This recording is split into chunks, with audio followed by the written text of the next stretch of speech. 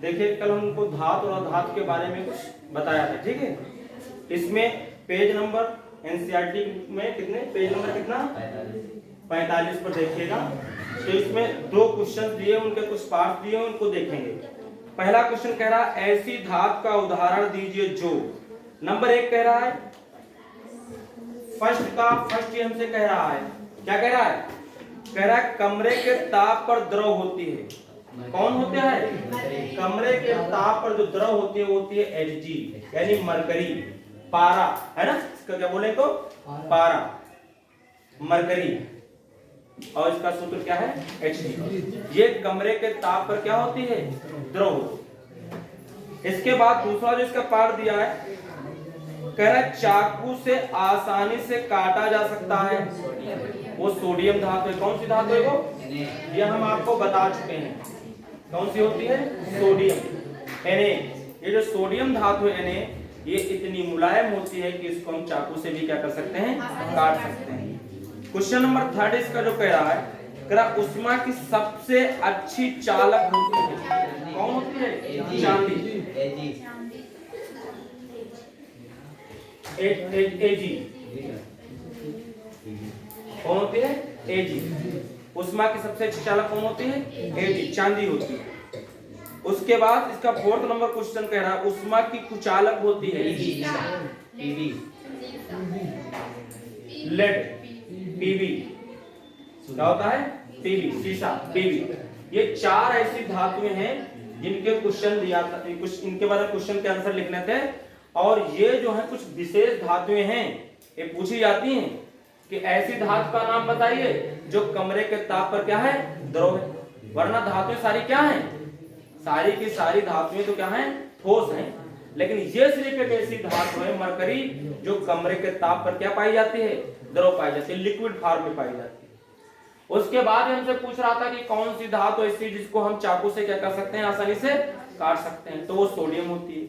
सारी धातुएं कठोर होती हैं, लेकिन ये एक ऐसी धातु है जो क्या है, मुलायम है, इसको हम चाकू से क्या कर सकते हैं, कट कर सकते हैं। ये हमने तुमको बताया है।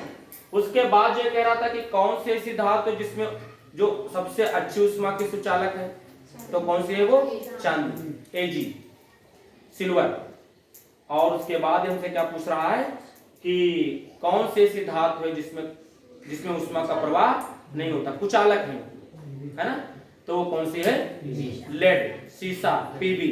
समझ रहे, इसमें करंट, इसमें जो है, या एक सिरा अगर दूसरा सिरा गर्म करते हैं, दूसरा सिरा पकड़ते हैं तो वो कभी भी दूसरा सिरा भी गर्म इतनी जल्दी नहीं होता है। ये फिर तो इसके सारे क्वेश्चन यहाँ के फर्स्ट के सारे पार्ट्स के कंप्लीट हो गए।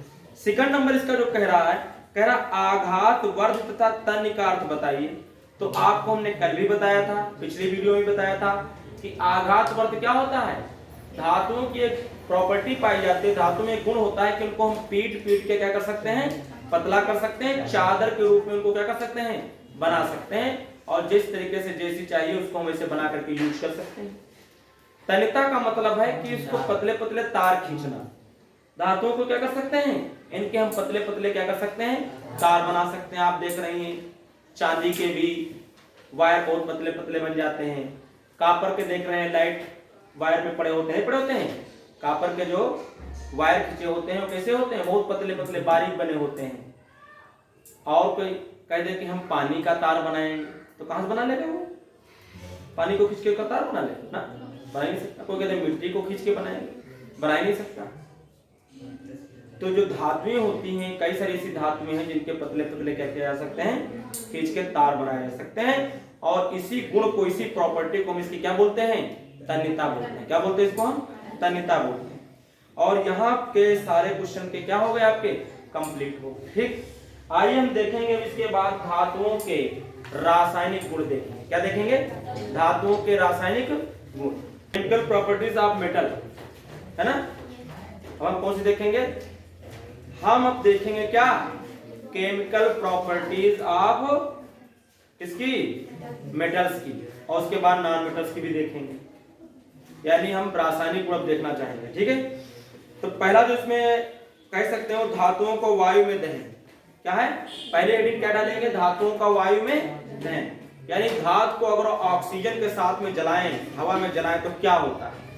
तो याद रखिए कि जब हम धातु को क्या करते हैं, धातु को ऑक्सीजन यानी वायु में क्या करते हैं, इसको जलाते हैं तो क्या होता है, तो इससे क्या होगा, धातु ऑक्साइड बनेगा। क्या बनेगा इससे, धातु ऑक्साइड।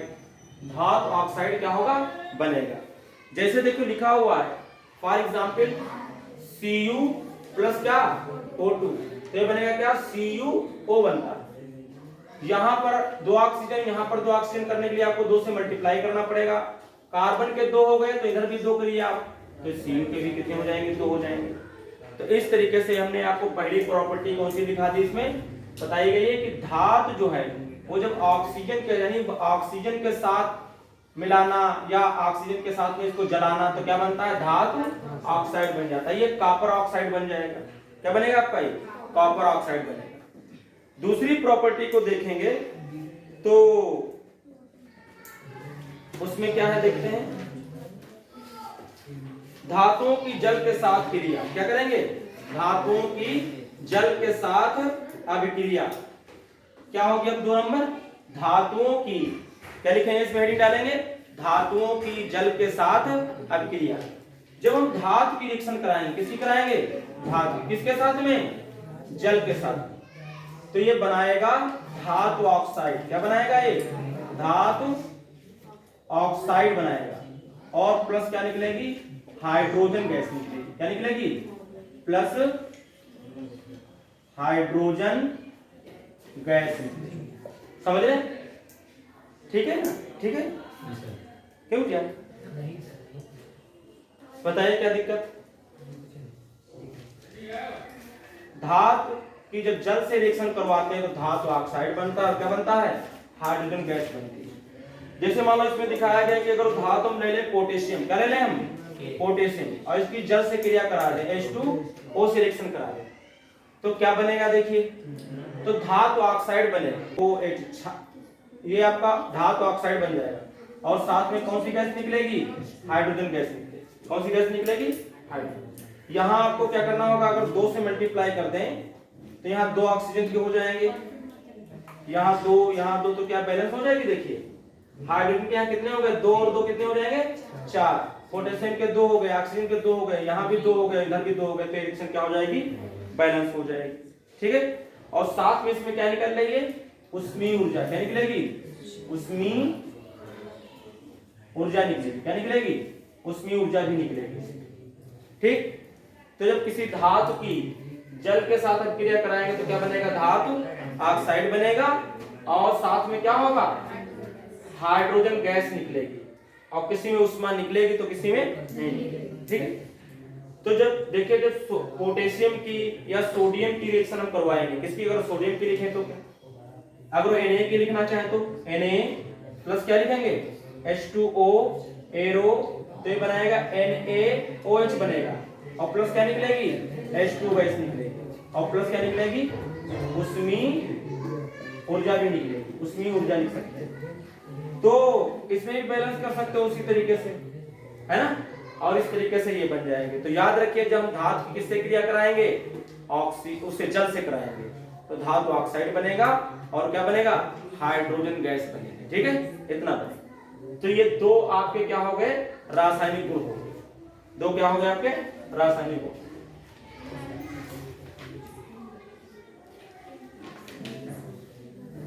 तो पॉइंट देखेंगे हम लोग, तीसरा नंबर देखेंगे।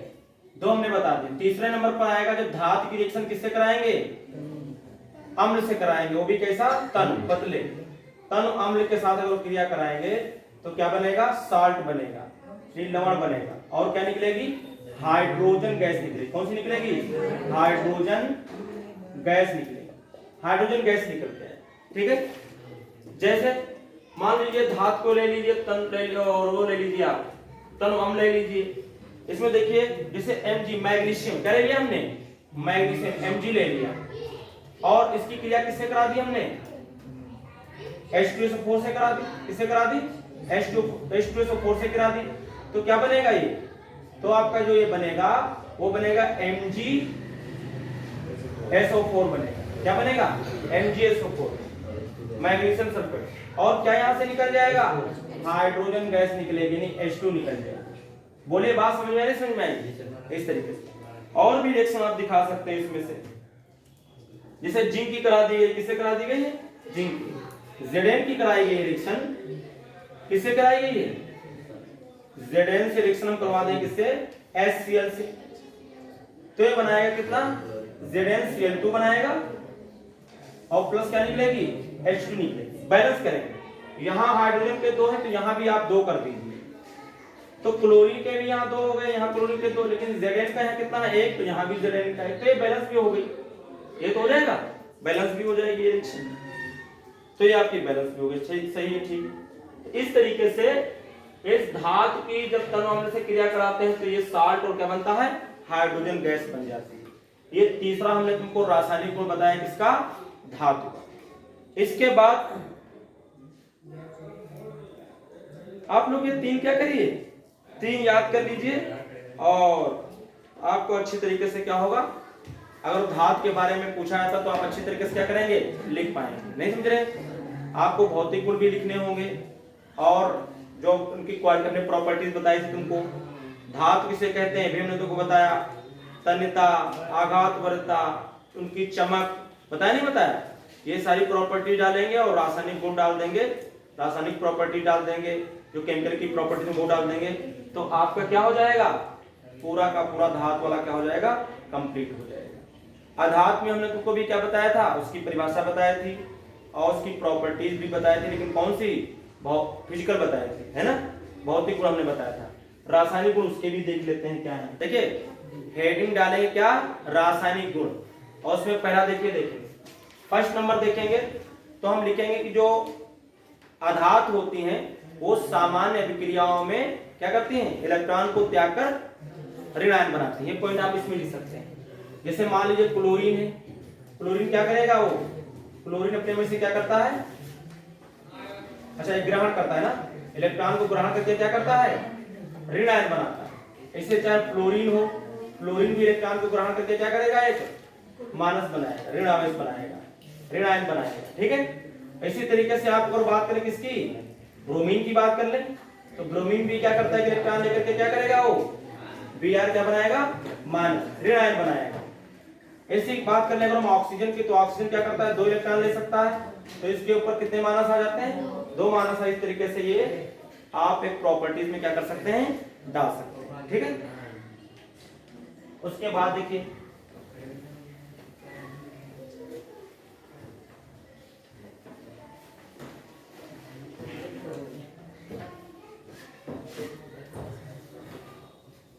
इसके बाद इसका दूसरी इसकी प्रॉपर्टी देखेंगे। तो दूसरी प्रॉपर्टी जो हम लोग देखेंगे वो लिखेंगे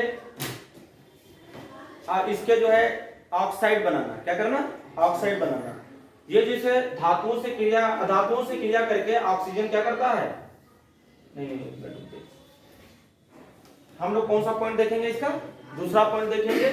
और इसमें क्या होगा? अधातु जो है डालेंगे, अधातुओं की किससे? ऑक्सीजन के साथ में क्रिया होगी तो ये क्या बनाएंगे? ऑक्साइड बनाते हैं। जैसे आप अगर मान लीजिए सल्फर की क्रिया करा दें किससे? ये सल्फर एक अधातु है और इसकी ऑक्सीजन से क्रिया कराएंगे तो क्या बनेगा? SO2 बन जाएगा। क्या बन जाएगा?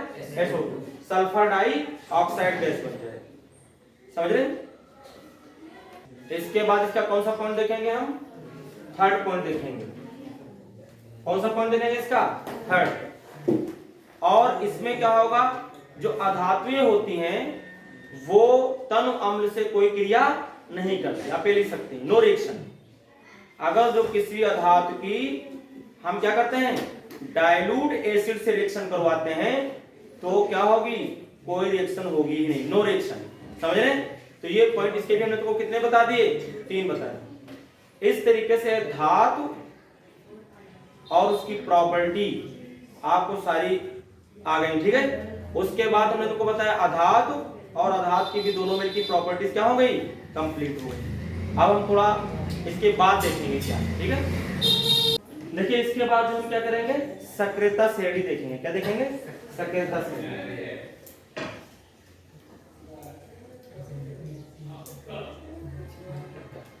ये क्या होती है? देखिए जो ये एलिमेंट्स लिखे हुए हैं, ये जो एलिमेंट्स लिखे हुए हैं, ये क्या है? इनकी क्रियाशीलता के घटते हुए क्रम में रखा गया है। इनको किस रखा गया है? ये बहुत ज्यादा रिएक्ट होता है, उससे कम ये, उससे कम ये, उससे कम ये रिएक्शन के मतलब इनकी जो क्रियाशीलता है, जो इनकी जो रिएक्शन करने की क्षमता है, ताकत है, उसको घटते हुए क्रम से रखा गया ऊपर से नीचे। और इस तरीके से रखने की क्रिया को हम क्या बोलते हैं? सक्रियता सीढ़ी। ये जो रखा गया सीढ़ी बनाई गई, इसको क्या बोलते हैं? सक्रियता सीढ़ी। हम लिखेंगे इसमें कि धातुओं को उनके घटते हुए क्रम में, धातुओं को उनकी क्रियाशीलता के आधार पर उनको घटते हुए क्रम में जो रखने पर श्रेणियों को प्राप्त होती है, उसे क्या बोलेंगे हम? सक्रियता श्रेणी। बोलिए, समझ में? धातुओं को उनकी क्रियाशीलता के आधार पर, या हम कह सकते हैं अवरोही क्रम में रखने पर, डिक्रीजिंग ऑर्डर, है ना, या आप कह सकते हैं कि उसको डिसेंडिंग ऑर्डर, है ना, या डिक्रीजिंग ऑर्डर, अगर घटते हुए क्रम में रख रहे हैं तो हम क्या बोलते हैं उसको? जो श्रेणी प्राप्त उसे क्या बोलते हैं हम? सक्रियता श्रेणी। बोलिए, ये सबसे अधिक क्रियाशील धातुएं होती है, ऊपर वाली कौन सी होती हैं? अधिक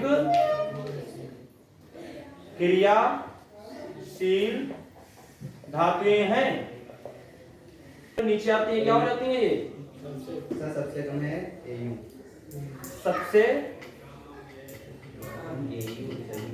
कम अभिक्रियाशील धातु। ये ऊपर से नीचे आएंगे तो क्या होता चला जाएगा? कम होता चला जाएगा। और यहाँ सबसे इधर के सबसे कम आएंगे, और इधर के ऊपर की क्या होंगी? सबसे अधिक होंगी। और बीच में इसमें क्या आएगा? मध्य में आएंगी, मीडियम होगी। बहुत ना ज्यादा अधिक क्रियाशील क्या होंगी, और ना तो बहुत क्या होंगी? कम होंगी। ये मिडिल में आ जाए। आप इस तरीके से इसको क्या कर सकते हैं? लिख सकते हैं। और याद भी करना है आपको। कभी कभी एक क्वेश्चन एक रिएक्शन दे देता है और उसमें बोलता है कि बताइए कि ये इसको हटा सकता है, रिएक्शन होगी या नहीं होगी। तो अगर जो कोई चीज याद रखिए, किसी रिएक्शन में अगर जो कोई भी तत्व किसी भी कंपाउंड में से किसी एलिमेंट को तभी हटा पाएगा जब वो उससे क्या रखा होगा? ऊपर रखा होगा। अगर वो ऊपर रखा है तो वो क्या होगा? अधिक क्रियाशील होगा। अधिक क्रियाशील होगा तो उसको क्या कर सकेगा? हटा सकेगा। फॉर एग्जाम्पल जैसे आपको दे दे, मान लो दे दे Fe, क्या दे दे वो? Fe प्लस, और दे दे आपको क्या? H2SO4, और आपसे बोले कि बताइए ये रिएक्शन होगी या नहीं होगी, तो बताइए होगी कि नहीं होगी? इसमें जो आयरन है वो हाइड्रोजन से क्या है?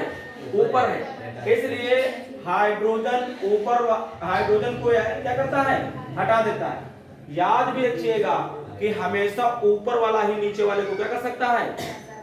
डिलीट कर सकता है, हटा सकता है, मार सकता है, लेकिन नीचे वाला ऊपर वाले का कुछ भी नहीं कर सकता। इसलिए याद रखिए, ऊपर वाला ही नीचे वाले को क्या करेगा? हटाएगा। तो इसलिए इस तरीके बन जाएगा FeSO4 और प्लस क्या बनेगा? H2SO। बोलिए, ऐसे भी अगर ये कहीं यहाँ कुछ और लिख देगा, नीचे वाले किसी लिख देगा, तो फिर इसको हटा नहीं। मानो Ag लिख दिया इसने, यहां पर क्या कर दिया इसने? Ag लिख दिया, तो फिर ये नहीं होगा। लिखेंगे कि फिर नो रिएक्शन। समझ रहे? अगर जो कोई भी चीज किसी भी कंपाउंड की किसी तत्व से रिएक्शन होगी नहीं होगी, ये इस बात पर डिपेंड करेगा कि वो एलिमेंट जो सक्रियता श्रेणी है उसके ऊपर रखा है कि उसके नीचे। अगर नीचे रखा होगा तो उसको हटा नहीं सकता, लेकिन ऊपर वाला क्या करेगा? नीचे वाले क्या करेगा? हटा देगा, डिलीट कर देगा। ठीक है, इस तरीके से। पेज नंबर कौन सा देखेंगे? 51 देखेंगे। पेज नंबर 51 पर कुछ क्वेश्चंस दिए हुए हैं जिसको हम लोग देखेंगे। कह रहा सोडियम को केरोसिन में डुबोकर क्यों रखा जाता है? जो सोडियम है ये बहुत ही क्रियाशील तत्व है, इसकी क्रियाशीलता बहुत अधिक है, और अगर हम इसको खुले में रखते हैं तो ये वायु के साथ में क्रिया करके क्या करता है? जलने लगता है। क्या करने लगता है? ये जलने लगता है। इससे हो सकता है क्या हो जाए? आग भी लग जाए। इसी को इसकी क्रियाशीलता से कि एक वायु के साथ में या किसी के संपर्क में ना आने पर आएगा तो रिएक्शन करेगा, तो रोकने के लिए इसको हम किस में रखते हैं, केरोसिन की बोतल में डाल के इसको क्या किया जाता है, रखा जाता है बंद करके, ताकि ये किसी से क्रिया ना करने पाए, आग ना लगने पाए। समझ रहे हैं, इसलिए इसको ऐसा इसको करते हैं। ठीक है, आप इसमें क्या लिख सकते हैं, आप लिख सकते हैं, तो हम कहेंगे केरोसिन जो है वो एक अत्यधिक क्रियाशील धातु है। आप विद्युत रासायनिक श्रेणी में देखेंगे तब भी उसमें देखो ये ऊपर रखी हुई है, और ये खुले में इसको रखने पर ये वायु के साथ में क्रिया करके क्या कर सकता है, क्या हो जाती है, इससे जलने लगती है। क्या करने लगती है, जलने लगती है। इससे आग भी लग सकती है। इससे बचाने के लिए इसको क्या किया जाता है, केरोसिन की बोतलों में क्या कर दिया जाता है, इसको डुबा करके रखा जाता है, बंद करके रखा जाता है। ठीक है, ये हो जाएगा इसका। अगला क्वेश्चन कह रहा है इन अभिक्रियाओं के लिए समीकरण लिखिए। नंबर 1 कह रहा भाप के साथ आयरन की अभिक्रिया, किसके साथ में, भाप के साथ में आयरन की अभिक्रिया बोल रहा है। देखिए भाप और आयरन यानी Fe, अब भाप का मतलब कुछ और नहीं होगा, आप पानी से तो क्या बनती है, भाप बनती है, तो पानी का ही सूत्र लिखेंगे, जल का ही सूत्र लिखेंगे, H2O लिखेंगे, H2O लिखेंगे। क्या बनेगा ये, Fe2O4 प्लस H2, क्या बन जाएगी, H2 गैस निकलेगी। क्या बनेगी, H2 गैस बनेगी। यहाँ ये F3 हो जाएगा, क्या हो जाएगा, यहाँ ये F3 हो जाएगा, Fe plus H2O, F3O4 plus कितना आएगा, H2। अब इसको हम बैलेंस करेंगे। सबसे पहले मैंने आपको बताया था क्या हम बैलेंस क्या करते थे, ऑक्सीजन को। यहाँ ऑक्सीजन 4 है तो यहाँ भी आप ऑक्सीजन कितने कर दीजिए, 4 कर दीजिए। तो हाइड्रोजन 4 दूनी कितने हो गए, 8 हो गए। तो यहाँ भी 8 करने के लिए कितने गुणा करेंगे, 4। और आयरन के 3 है तो इधर भी 3 से क्या कर देंगे, गुणा। तो आयरन के भी पूरे हो जाएंगे, पूरे हो जाएंगे, नहीं हो जाएंगे। आप देख सकते हैं 4 दूनी 8 हाइड्रोजन के, 4 दूनी 8 हाइड्रोजन के, 4 ऑक्सीजन के, 4 ऑक्सीजन, आयरन के 3 और आयरन के 3। इस तरीके से ये हो गए। समझे, रिएक्शन लिखेंगे। एक क्वेश्चन नंबर हम आपको कौन सा बता रहे हैं, 2 का फर्स्ट पार्ट बता रहे हैं। इसका सेकंड पार्ट देखिए, ये एनसीईआरटी बुक से हम बता रहे हैं तुमको, पेज नंबर 51 के। अगला कह रहा है जल के साथ कैल्शियम तथा पोटेशियम किसकी रिएक्शन करा रहे हैं, जल के साथ किसकी, कैल्शियम तथा किसकी करा रहे हैं, पोटेशियम, Ca और किससे क्रिया करा रहे हैं इसकी, हम जल की किससे, इसके कैल्शियम की किससे क्रिया करा रहे हैं, पोटेशियम से नहीं, किससे क्रिया करा रहे हैं, जल से, H2O से करा रहे हैं। किससे करा रहे हैं, तो क्या बनाएगा, CaOH का होल ट्वाइस बनाएगा, CaOH का क्या बनाएगा, होल ट्वाइस बनाएगा। देखिए बैलेंस हो गई, नहीं हो गई, यहाँ 2 हैं और यहाँ भी कितने हो जाएंगे, ऑक्सीजन के 2 है लेकिन यहाँ 2 नहीं, तो आप इसको 2 से क्या कर देंगे, गुणा कर देंगे। ठीक है, अच्छा इधर हाइड्रोजन गैस भी निकलेगी, क्या निकलेगी इधर, हाइड्रोजन गैस भी इधर क्या होगी, निकलेगी। ठीक है, हाइड्रोजन गैस भी इधर निकलेगी, Ca2H2O, CaOH का होल ट्वाइस। देखिए बैलेंस हो गई, OH इसके 2 हो गए, 2 ये 4 हो गए, इधर भी दोनों कितने हो गए, 4। ऑक्सीजन के 2 हो गए, यहाँ ऑक्सीजन के 2 हो गए, कैल्शियम का 1, कैल्शियम का 1, तो पूरे हो गए। बोलिए इसके बाद और किससे रिएक्शन बोल रहा था, पोटेशियम से। किससे बोल रहा है ये, पोटेशियम से कह रहा है, तो आप पोटेशियम से करा लेना इसी तरीके से।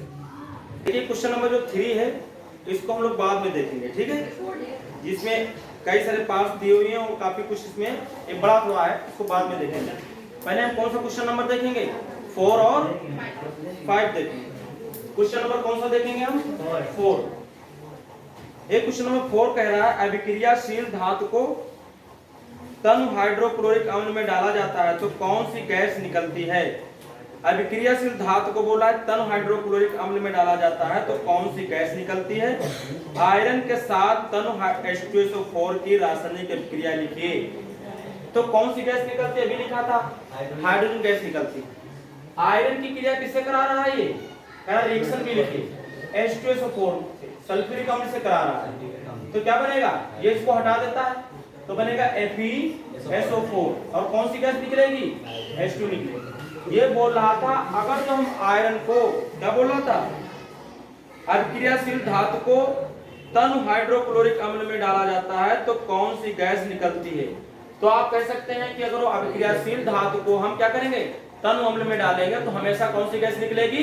हाइड्रोजन गैस निकलती है। याद रखिएगा इस पॉइंट को कि कभी भी हम अम्ल में कोई क्रियाशील धातु को डालेंगे तो कौन सी गैस निकलेगी? उसमें से हाइड्रोजन गैस निकलेगी।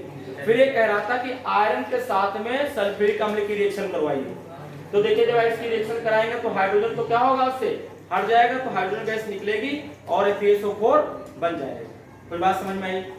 इसके बाद नेक्स्ट क्वेश्चन कह रहा है जिंक को आयरन सेकंड सल्फेट के विलयन में डालने से क्या होता है? इसकी रासायनिक अभिक्रिया लिखिए। अगर आप जिंक की रिएक्शन करवा रहे हैं किससे? जिंक को आयरन सल्फेट में डाला जाता है। आयरन सल्फेट आपका क्या हो जाएगा? FeSO4। इसमें क्या ये डाल रहा है? जिंक डाल रहा है। क्या डाल रहा है? ये जिंक। और फिर पूछ रहा है कि अगर ये जिंक डाल रहे हैं तो क्या होगा? तो ये रिएक्शन हो जाएगा। देखिए जब इस आयरन सल्फेट में क्या डालेंगे? आयरन सल्फेट की रिएक्शन किससे कराएंगे? जिंक से कराएंगे। तो आप देखेंगे विद्युत रासायनिक श्रेणी में तो जो जिंक है वो आयरन से ऊपर रखा हुआ है, तो इस आयरन को क्या करेगा? ये हटा देगा, क्योंकि ये आयरन से अधिक क्रियाशील है। इससे बोलेगा तुम क्यों बैठे हो, हम आएंगे। अधिक क्रियाशील है, इस तरह है तो इसको उड़ा देगा। तो Zn क्या बनेगा? SO4 और आयरन क्या होगा? बाहर निकल जाएगा। इस तरीके से ये रिएक्शन भी क्या हो जाएगी? आपकी कंप्लीट हो जाएगी। कुछ बात समझ में आई नहीं आई? बताइए, बोलिए। ये बोल रहा था क्या होगा अगर ऐसा करेंगे? किसी भी अधिक क्रियाशील धातु को जब हम अम्ल में डालेंगे तो हमेशा कौन सी गैस निकलेगी?